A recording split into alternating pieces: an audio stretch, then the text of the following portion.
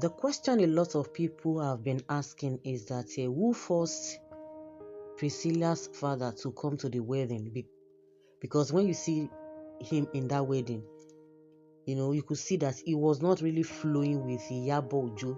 They both sat together, they wore almost the same clothes, but you could see that there was that disconnect between them. All through the wedding, he was just on his own. Maybe that is the kind of that is his kind of person.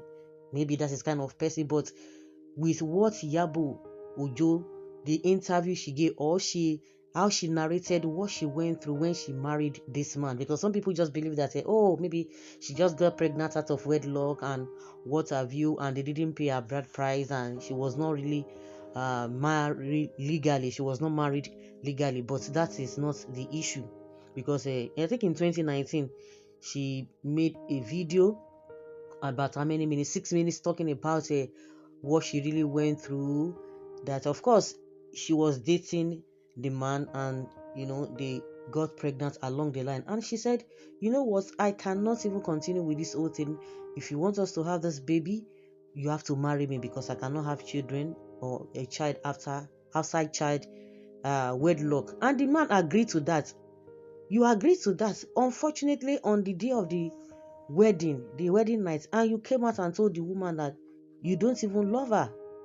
And she said she broke into tears, and that was when her life crashed. Everything about her. She was already pregnant, they had already married.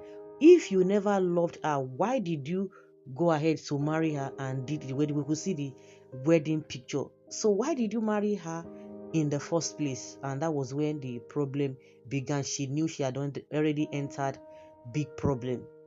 Though after some time, when she was trying to figure out to make sure that the guy really loved her, they are on the same page together, but all to no avail. Before they could see Jack Robinson, she got pregnant of Priscilla, because the first child was Festus, her first son, her first child. So she was still struggling to make sure that the man really, really loved her, trying to work everything out, but all to no avail. The man was really adamant, meaning he meant what he said. And if you see from their picture, their wedding picture, then the man was not smiling. And that's why I conclude that maybe that is the kind of person he does not really love. But he was really blunt on what he said, and he never changed his mind. But Iyabo Ojo told us that after giving birth to Priscilla, and she didn't have money, that she had to beg nurse to help her to deliver that baby, and she lost a lot of blood, and she lost consciousness. And that's why when she looks back now, she's always like, tears of joy. You could see that even in the marriage, in the Priscilla's wedding ceremony and everything, she was so happy. She stood gidigba. Nobody knew the man all this while. But not until when, but of course, when at some point she said she didn't see the man, whether the man was in the country or not, the man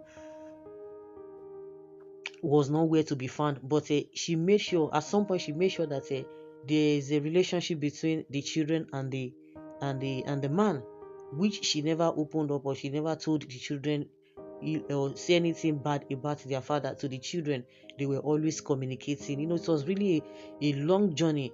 Even if the man had contributed maybe into the lives of the children, I don't think it's as much. Why? That is why you see or you hear people say, oh, the man is guilty because he knew he never contributed so much, because emotional care, financial care, being there for the children, even if you are an absentee father, you cannot be there all the time, every minute, every second. But it's this woman that was always there. And when she was giving that interview, she was really, really crying. You could see that, she could not even hold back her tears.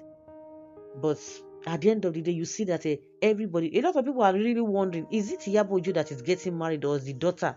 Because the good work she has done is what is really projecting, being projected even more than the wedding. And people are like, oh, Iyabo Ojo, you did well. Iyabo Ojo, you did well. So the question is that even when the man was trying to dance with the daughter and all of that, people are like, did they force the man to come to the wedding or what? And some people are like, oh, the man is too proud. especially when he was walking the girl, to the altar during the white wedding. Some people just believe that, oh man, the man is too proud, this and that. And to me, I just that is kind of person. And irrespective of anything, during the traditional wedding of Priscilla, both Iyabo and the man, two of them, what is his name, Ademidun or something, they were sitting down together. At least bygone is bygone. I don't know whether the man was afraid of his wife, because we learned that he's remarried. Of course, he's married and is now in America. He came all the way from America, but you could see that Iyabo Ojo's joy had no bound. No bounds. Do you understand? You see that they were just sitting down, but they were just, they were not just happy together. They were not just there. There was no connect. For the fact that they are not married together, that does not mean that they shouldn't even be friends. That's my opinion. That means that shouldn't mean that they should be, at least, just even just behave like guests. Guests, they greet each other, and just marry. Not talk of both being the parents of the bride, because some people believe that Yoruba will say tí wọ́n bá ṣe rere rárá kì yóò àyà òbí, whether it's this kind of person, or is shy, or is just feeling guilty that he never played full role in the lives of the children. But Iyabo Ojo really played her part to make sure that there is that bond between the children and the father. So whichever way, the deed has already been done, and everybody is praising Iyabo Ojo that, oh, you did well, you did well, you did well, congratulations, this and this and this and this and this and that, and that's it. So you expect the woman not to get the praises? Of course she will, and she will continue to get the praises. They are still not done with the wedding, and you begin to ask, are you sure that the man even contributed anything to the whole events? Everything is just glaring for everybody to see. You can interpret it the way you want, but the truth must be told that Iyabo Ojo did a very, very good job in the life of the children. In the lives of the children. There was a time the children posted, I think how many years ago, they posted on Instagram that they finally met their father, because at some point, close to 6 years, they didn't see the father. You begin to wonder that where was the man? Iyabo just said she didn't even know where the man was at some point, whether he was in Nigeria, whether he was abroad. But later they got to know that he had already traveled abroad. The question a lot of people are still asking, I'm even asking, why is Iyabo still bearing that name? Is it the children are asking to continue to bear the name, or what? Because a lot of people felt that that name is her own father's name, but it is the man's name. So it's lesson, it's life lesson, because people are saying that people who are always sharing single men. It is not so. Even people who are together, they can't even raise, majority of them can't even raise good children. So it is not even a yardstick.